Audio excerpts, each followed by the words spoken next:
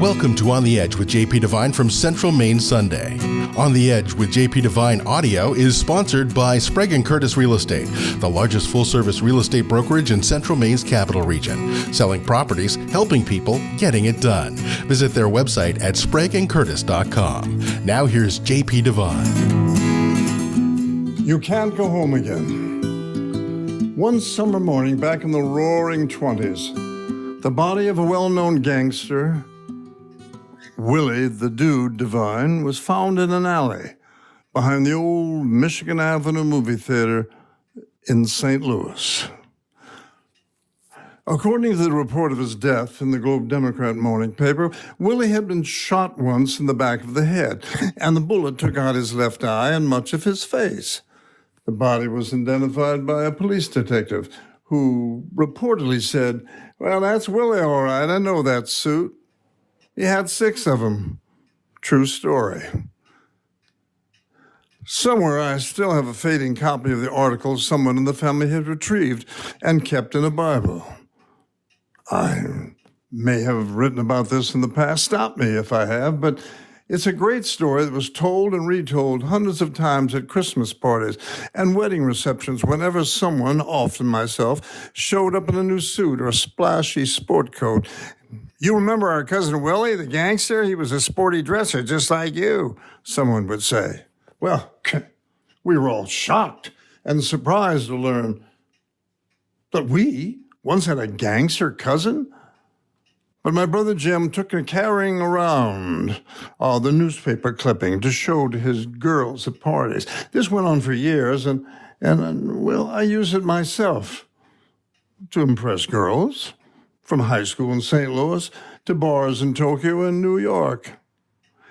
"Hey, did I ever tell you about my gangster cousin Willie?" Finally, a nephew did some research and came up with a full article that revealed that Willie was indeed a gangster, but he was black. After that revelation, no one spoke of it again. A story came to mind this morning when NBC reported that St. Louis, Missouri had been listed as the most dangerous city in America. Well, we all kind of knew that our family home city for generations was no Disneyland full of magic castles and moonlight. But it gets worse. It appears that St. Louis, once the Queen City on the river, the gateway to the West, has consistently ranked among the most dangerous cities in America. In 2015, the FBI's crime report identified it as the most dangerous, with 1,817 violent crimes per 100,000 people, not including Willie, I presume. It's kind of embarrassing because I've been writing lovable stories about the city of my birth for years. But when I left there to live with other family members when I was 16, and apparently that was when things started going downhill. I have an old friend still there, a nun, who's one of the few remaining sisters of her order, whose mother house is in my old neighborhood. For a while, we kept in touch by email. She reported that nothing there is like it was when I was an altar boy up the street. She wrote that a couple of nice Vietnamese restaurants had opened near the alley where Cousin Willie departed, and that there was a problem now with Vietnamese gangs. Oh, dear. This report comes just as I was contemplating one more trip back to visit my last piece of family, still there, to reconnect with my storied childhood, visit Rosemary DeBranco's grave, and maybe leave a flower in Cousin Willie's alley. There's only my baby sister there now in a nicer neighborhood far away from our childhood streets. She's a widow, retired, and sitting in a lawn chair holding a hose that she uses to water her plants. I'm not worried about her. She's safer than anyone in her neighborhood where she's lived for 60 years. She shares her house with her daughter, my niece, a veteran officer on the St. Louis Police Department.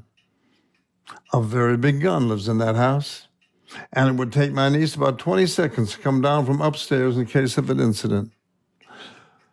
One of my sister's sons, a nephew I haven't seen since he was a toddler, is also a law enforcement officer and lives only 2 blocks away. It would take him about 10 minutes to come to her aid. A very big gun lives in his house as well.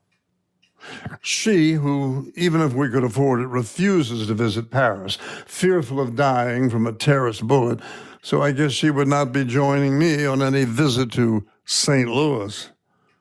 Well, I guess Thomas Wolfe was right when he wrote, "You can't go home again."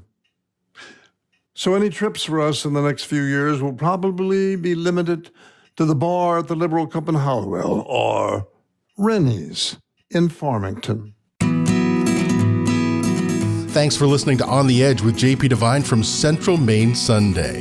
On the Edge with JP Devine is sponsored by Sprague & Curtis Real Estate, the largest full-service real estate brokerage in Central Maine's capital region. Selling properties, helping people, getting it done. Visit their website at spragueandcurtis.com. Make sure you pick up Central Maine Sunday this week wherever newspapers are sold, and visit our website at centralmaine.com.